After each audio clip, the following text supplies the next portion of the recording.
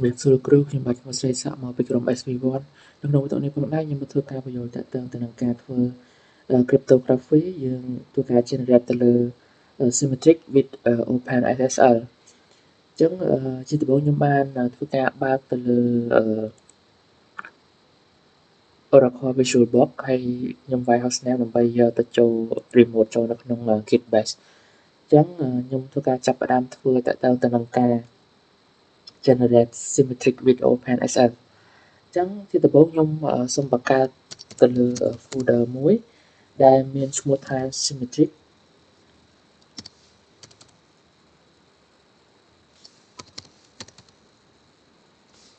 តមកទៀតគឺខ្ញុំធ្វើការចូលទៅក្នុង folder ហ្នឹងតែម្ដងខ្ញុំដាក់ cd ហើយ folder symmetric ហ្នឹងកន្លែងខ្ញុំភ្លេចទីចឹង symmetric ម្ដងទៀត symmetric ចឹងខ្ញុំធ្វើការ enter ចឹងដល់ពេលដែលខ្ញុំធ្វើការបង្កើតទៅលើ folder symmetric ហើយនឹងចូលទៅក្នុង folder ហ្នឹងរួចរាល់ហើយខ្ញុំមកធ្វើការវាយ command echo មួយចឹងធ្វើការ echo ទៅលើ hello encrypt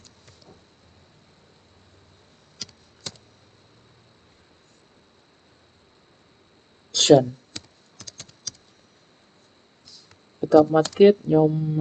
បោះជា file មួយឈ្មោះ message.txt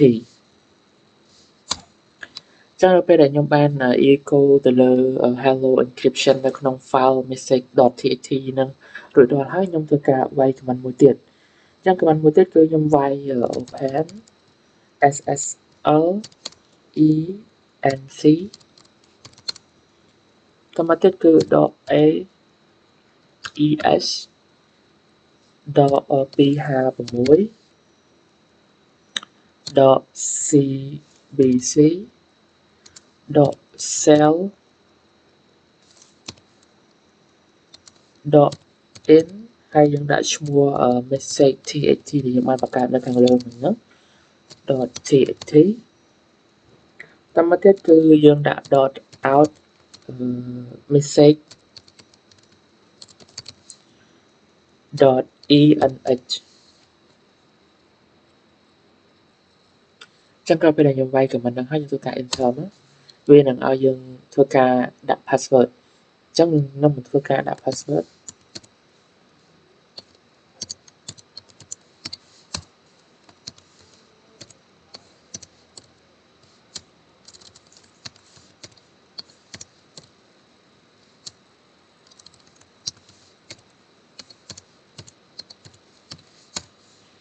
ចឹងដល់ពេលដែលខ្ញុំវាយ password ហើយខ្ញុំធ្វើការ ls មើលទៅនេះគឺជា file ដែលខ្ញុំបានបង្កើតមិញនៅខាងលើនេះអញ្ចឹងនៅពេលដែលយើង ls ឃើញប៉ុណ្ណឹងហើយខ្ញុំធ្វើការ cat ទៅលើ file txt message ហ្នឹង message.txt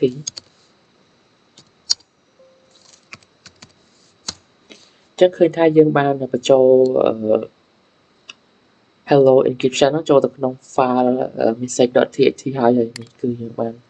ធ្វើការ encrypt វាចូលចឹងជាបន្តទៀតខ្ញុំនឹងធ្វើការវាយទៅលើ command cat message .enh ម្ដងចឹងយើងឃើញថាយើងបាន encrypt វារួចរាល់ហើយគឺវាចេញបែបនេះចឹងឥឡូវខ្ញុំបាន encrypt វាហើយវាចេញបែបនេះមានន័យថាយើងអាចមើលយល់ពីអក្សរហ្នឹងបានហើយវាយើងបាន encrypt វាហើយខ្ញុំប្រើ command ls មើលមួយមកចឹងបើសិនជាយើងចង់ឲ្យវាត្រឡប់មកដូចដើមវិញយើងគ្រាន់តែប្រើ command cat message.txt នឹងវិញមកវានឹងធ្វើការត្រឡប់មកដូចដើមវិញប៉ុន្តែបើសិនជាយើងចង់ធ្វើវាជា encrypt យើងគ្រាន់តែវាយ command cat message.enh ហ្នឹងមកវានឹងបំលែងទៅជាភាសាមួយដែលយើងអាចមើលយល់បាននេះគឺបែបនេះយើងអាចមើលយល់បាននេះចឹងជាបន្តទៀតគឺចឹងចូលមកដល់ចំណុចជាបន្តទៀតគឺយើងធ្វើការ encrypt តាមរយៈ key ចឹងយើងធ្វើការវាយ command មួយ key smart $ហើយយើងបើកបញ្ចុះហើយបន្តមកទៀតគឺខ្ញុំវាយ comment open ASL ran dot h 32ចឹងក្រោយពេលដែលយើងវាយ comment រួចហើយបានន័យថាយើងចង់បំលែងអក្សរ text របស់យើងហ្នឹង encrypt វាតាមរយៈ key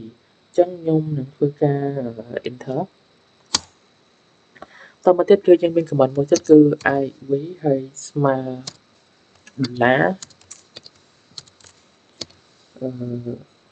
$open ASL ដូចគ្នាយើងនឹង open ASL ran dot h តែអានេះគឺវា16យើងអត់ដាក់32ទេអញ្ចឹងយើងធ្វើការ enter មកអញ្ចឹងជាបន្តទៀតដើម្បីឆែកឃើញ key ឬក៏ IV ដែលយើងបានសរសេរនៅខាងលើហ្នឹងយើងគ្រាន់តែវាយ comment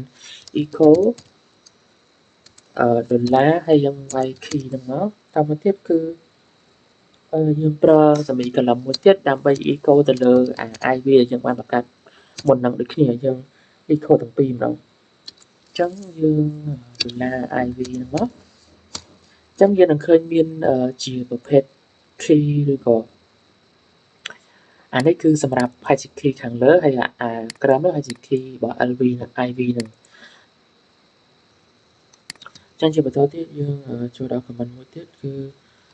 open ASL enc dot aesh dot 256តមកទៀតគឺ dot cbc dot k ហើយយើងដាក់ឈ្មោះគ្នានៅខាងលើដែលយើងបានបង្កើតនៅខាងលើហ្នឹងមកតមកទៀតគឺ dot iv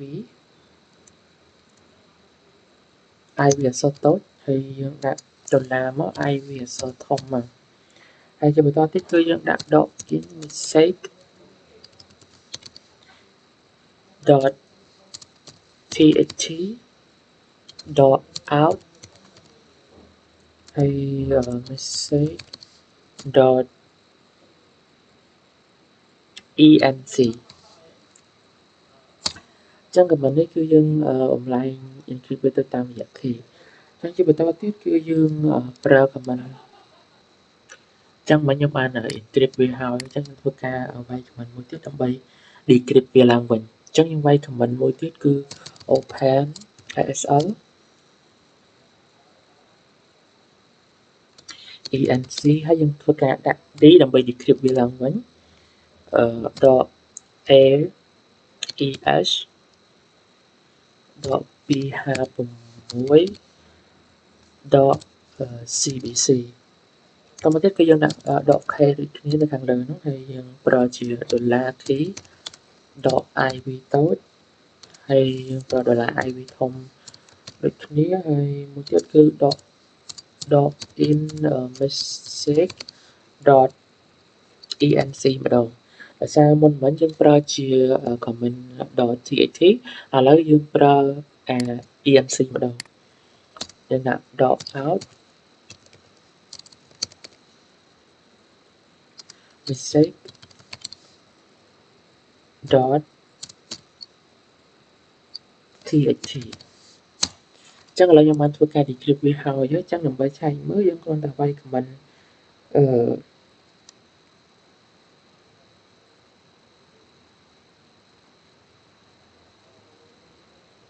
echo message dot enc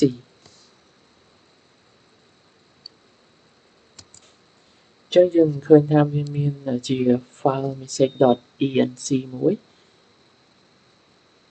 ចឹងដើម្បីឃើញថាវាធ្វើការ encrypt យើងគ្រាន់តែវាយ comment cat message dot enc ចឹងយើងនឹងឃើញថាវាចេញជាប្រភេទ encrypt មកយើងអាចមើលយល់បានដោយសារហ្នឹងវាជាប្រភេទអក្សរដែលយើងអាចមើលយល់បានយើងបំលែងវាហើយអញ្ចឹងយើងអាចមើលយល់បានអញ្ចឹងជាបន្តទៀត ចឹងបើសិនជាយើងចង់ឲ្យវាដូចដើមវិញយើងគ្រាន់តែប្រើ comment ls មើលសិនណាហើយយើងមានជា message.txt ចឹងយើងគ្រាន់តែ cap message.txt មកវានឹងធ្វើការត្រឡប់មកវិញ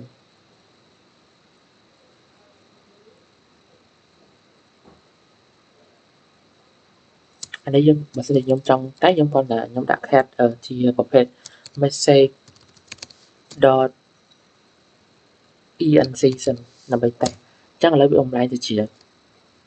encrypt ហើយចឹងខ្ញុំនឹងបំលែងវាជា decrypt វិញខ្ញុំឲ្យវាធ្វើវាដូចធម្មតាវិញចឹងខ្ញុំដាក់ជាប្រភេទ message.txt វិញចឹងឥឡូវវាបំលែងទៅជាធម្មតាវិញបានយើងអាចមើលយល់បានហើយចឹងជាបន្តទៀតចឹងនៅក្នុងវីដេអូនេះគោលបំណងបំផុតគឺយើងឲ្យយើងចេះទៅលើការ encrypt ក៏ដូចជា decrypt data ចេញមកវិញចឹងមានន័យថាបើសិនជាយើងចេះធ្វើតាក់ទងទៅនឹងការ encrypt ហ្នឹងបានន័យថាអត់ពេលដែលយើងផ្ញើឯកសារទៅឲ្យអ្នកគេម្នាក់វានឹងធ្វើការ encrypt បន្តមកទៀតនៅពេលដែលវាផ្ញើទៅដល់